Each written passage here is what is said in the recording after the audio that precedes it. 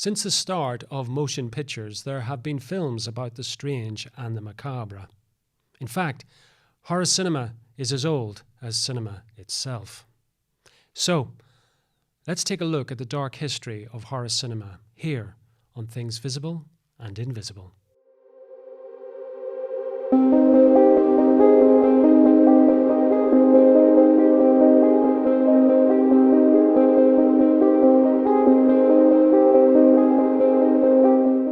Robert Brennan is a veteran reporter based in California and one who has worked in the world of Hollywood film and television. And he joins me down the line from his home in Los Angeles. Robert, welcome to Things Visible and Invisible. Thank you so much. Glad to be here. Robert, the world of horror cinema is one which is as old as cinema itself. Let's start at the beginning. Let's start where film first entered onto the walls, as it was back in the 1800s. Was horror there at the start, the inception of cinema? Oh, absolutely. There's a very strange, I believe it's German. It's before F.W. Murnau as well. The Golem. It's a old Jewish myth about like a Frankenstein type of character, and it's one of the very first silent films was based on that story. And what year are we talking for that? I think we're talking about the early teens. Early teens, right. And I think I'm right in saying there was a Frankenstein film as well around about that time, wasn't there? Actually, there was as well, too. But a little bit later, they kind of really took off with that concept. Now, obviously, when we're talking of horror cinema, we move quickly to the 1920s. And one country in particular seemed to have a fascination with the occult, right? I think I know where you're going. Yep. It was almost like a precursor to things to come. The German silent film era is just an amazingly bizarre gothic tale of horror with many iconic films that still have an impact today, I think. Robert, in particular, the Weimar Republic seemed to have a fascination with the occult and seemed to pump out a lot of films with sort of macabre content, films like Nosferatu, Cabinet of Dr. Caligari, and even a version of the Golem, I think, was also produced during that time. Why do you think the Weimar Republic was so fascinated, on screen at least, with the macabre? I think if you were a social scientist, you could probably make a case that it was some kind of psychic issue going on in the culture at the time in Germany. They were sort of in between, still reeling from the loss that they suffered in World War I and the chaos that ensued, the political chaos, the economic chaos that ensued between the two wars from the Treaty of Versailles, causing all kinds of havoc.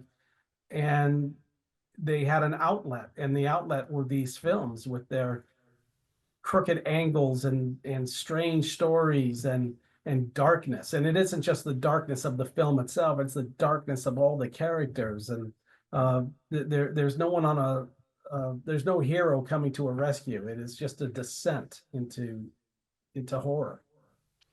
Yeah, and I mean, a lot of people have written about that era and that filmmaking of the time and made great play on what happened in the next decade in the end of the Weimar Republic and on what happened next. Do you think there's a linkage, looking at the whole history of cinema and horror movies, do you think there's a sort of cultural tracking going on between what's happening in horror cinema and what's happening in the wider society? Yeah, I think there's kind of a chicken and an egg argument of is the culture driving the cinema or vice versa. I think it's a combination of the two. It certainly seemed to be a blend, not a very nice, good blend in Germany. And the art is great. I mean, I think Nosferatu, even though they totally ripped off Bram Stoker, and much to their chagrin, because this Bram Stoker estate, I think, sued them for copyright infringement. But they they really did capture that uh, beautiful sense of darkness, and but at the same time, I think they were reflecting the darkness in their souls. Hmm. I mean, the 1920s, when we talk about horror cinema, we're thinking of essentially German cinema. But were there other countries in the 1920s also making horror films? Well, the United States was doing a pretty good job. The one of the biggest stars of the silent era in the United States was Lon Chaney, Of course. and he did nothing but either very strange character parts or he did horror. He with Phantom of the Opera, I think you can make a case of Hunchback of Notre Dame is has horror elements to it, and there's like his famous one, the vampire movie he made, which is lost. I guess there are snippets of it that exist. That's the other thing about silent films, horror or any other genre. The vast majority of the silent films that were made anywhere in the world are gone. They just, the film degraded. No one saved them, and they disappeared. Thankfully, there are still quite a few in existence, and a lot of Lon Chaney films, which are even the ones that aren't technically horror, can be very disturbing in and of themselves. What was the sort of general reaction to these films? I mean, were they seen as kind of quirky, not really cinema, or were they very much mainstream in terms of critical and public uh, viewing? Yeah, I think the horror films of the silent era were just another genre. They weren't really uh, part of like a niche kind of a category. People went and saw the movies, and Lon Chaney being a major star, people went to see his movies, regardless of the subject matter, whether it was um, a romance, and he actually made some of those. He made action pictures, but he was definitely most famous for his makeup abilities and the fact that he could contort and change his appearance in a tremendously spectacular way. And it was tailor made for the movies that have more of a horror take on them. Do you think in any way that the horror movies of the 1920s were influenced by the horrors of the previous decade during the Great War? Do you think that there was a kind of subliminal way in which filmmakers were dealing with some of the experiences that many of them had encountered during those four tragic years?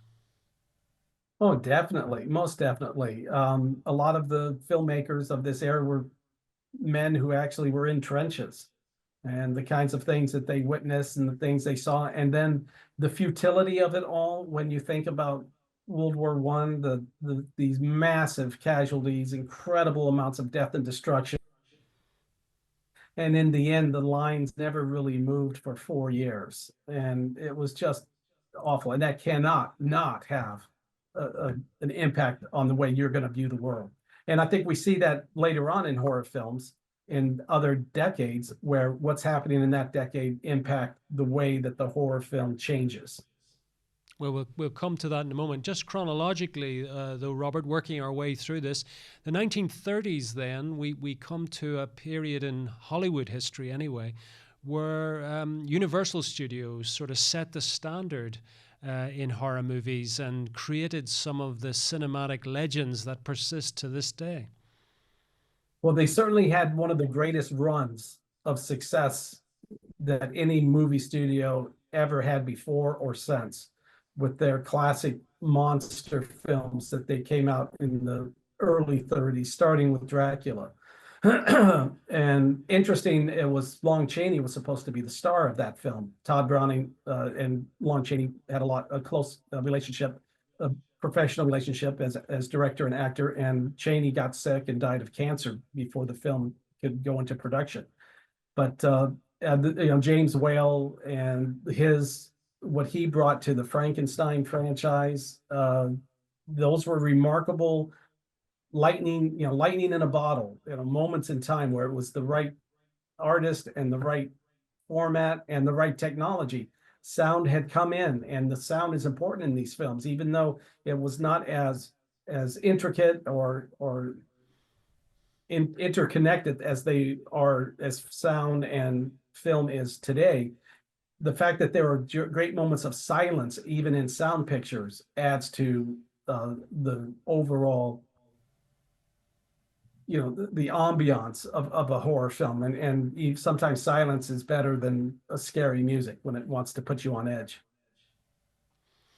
I mean, throughout the 1930s, as you say, a lot of these Universal horror movies were made.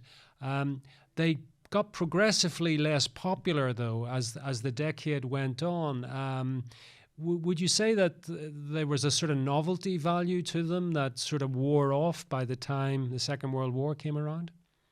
Well, you can say it about the movie business, what a great radio comedian once said about television, that imitation is the sincerest form of television. And if you have a franchise that's working, they were going to work it till they ran it into the ground. So there'd be 20 Frankenstein themed films and Dracula films. And then I think there's a fatigue that happens with the public.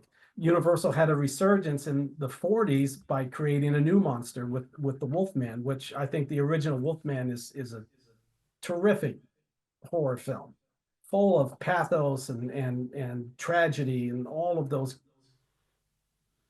great elements. And then, of course, there were 100 Wolfman movies after that. And then I think they just, you can't keep going back to the well like that. And, then they become just B movies, the low rent, just knockoffs. And of course, by the end of the 1940s, they had moved into sort of parody, hadn't they? I mean, Abbott and Costello, for example, were regularly meeting Frankenstein or Dracula or Wolfman. There was a kind of an element whereby the horror cinema, certainly in Hollywood by the late 40s, was playing it for laughs, right? Well, it's funny you mentioned that, because I'm not a big fan of Abbott and Costello. I love Abbott and Costello meet Frankenstein. And it's got Frankenstein, the Wolfman, and Dracula in it. I guess it was made for me for TV. When it came on TV when I was a kid, I was enthralled with it because it had humor, very broad humor, but the monsters they were playing it straight, which helped. And it actually I think it's one of the most successful Abbott and Costello movies financially that they ever made, and they were pretty successful for a long time. But the world was changing, obviously. This was in the late part of the 40s. And I think, again, because the world was changing, the horror movie was going to change too. And it changed a lot after that. I mean, the early 1950s, you sort of hit a period where nobody seemed to be making horror movies. It was something which was derided a bit in Hollywood, I guess, or a bit worn out. Was there any country, just before we come to England and the renaissance of horror movies, was there any countries in the early 50s that you would point us to that were making interesting horror movies? Well, I think, in France, a movie like Diabolique, that's a horror movie. It's a psychological thriller, but it certainly is sort of like a horror movie for adults, if that makes sense. It's a intricate, interwoven, full of twists and turns story with a shocking, with a shocking ending. And so I'd nominate a film like that as sort of an alternative to the lack of real horror movies in America that was going on in the early 50s. And of course, those movies influenced Alfred Hitchcock a great deal further down the line. Oh, very much so. And Hitchcock's movies, even the ones he was making in the in the 40s, like Shadow of a Doubt, one of my favorite Hitchcock movies. It's not a horror film, but it's about a horrific man and a scary man and a man who inserts himself almost like a vampire into a family, in an idyllic family life, and he's poisonous. So again, it's a stretch to call that a horror film, but I certainly can see elements of that in Hitchcock's work even before. And now we come to England, Robert, because by the late 50s, a studio had Bray Studios, just outside London, Hammer Studios, started producing Dracula and Frankenstein movies and The Mummy and so forth in Technicolor, and essentially rebooted the whole horror genre, right? You know, and they did it by going all in. First, you had great stars like Peter Cushing and Christopher Lee. The production values were terrific. All the supporting actors were great. They played it straight. They played it for scares. They played it for the suspense, and it certainly paid off for them, because I think the Hammer films there's a long list of great Hammer horror films. There are. Are there any in particular you would point to as sort of the gold? I think the first one with Christopher Lee is it House of Dracula, or just Dracula? I mean, that, you know, because everyone was so, we went from Bela Lugosi scaring people to Bela Lugosi being a walking cliche of himself to being the whole genre discounted. Excuse me. And then now we come to Christopher Lee, who is pretty menacing and is pretty, you know, he's so tall and forceful. I think that was certainly up there as one of the best.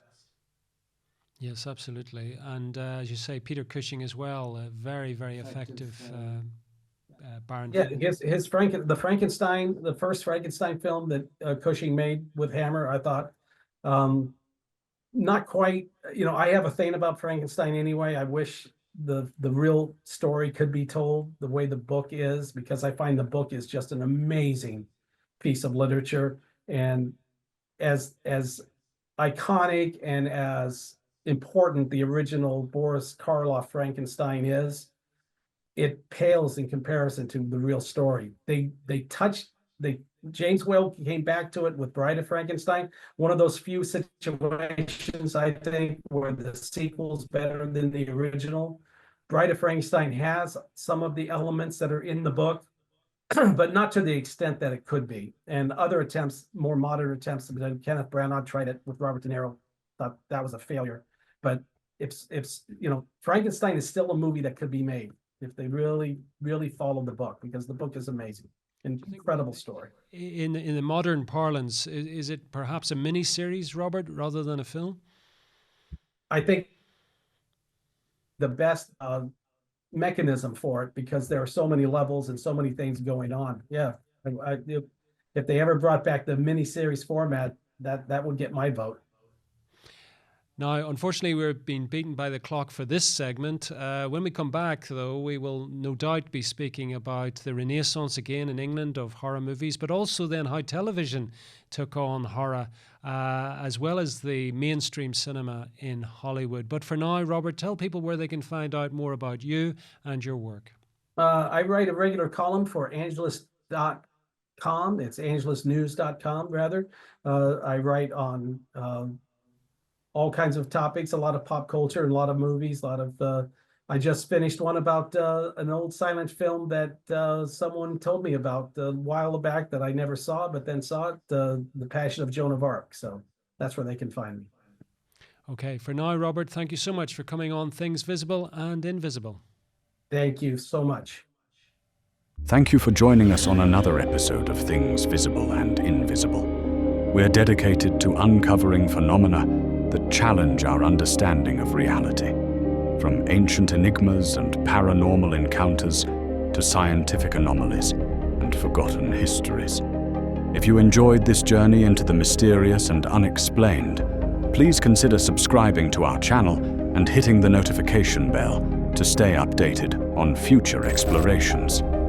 Have a personal experience or story that aligns with our investigations? We'd love to hear from you. Visit our website at tvi.show and reach out through our contact form. While we can't feature every submission, we review them all, and your story might be featured in an upcoming episode. To support our continued investigations, please consider becoming a Patreon supporter or channel member. Your contributions make these explorations possible and give you access to exclusive content, early releases, and monthly behind-the-scenes discussions with our team. Don't forget to check out our merch store, We've got everything from TVI branded t-shirts and hoodies to stickers and coffee mugs, perfect for showing your support while keeping the mysteries close. Thank you for watching, and we'll see you next time as we continue to explore the things visible and invisible.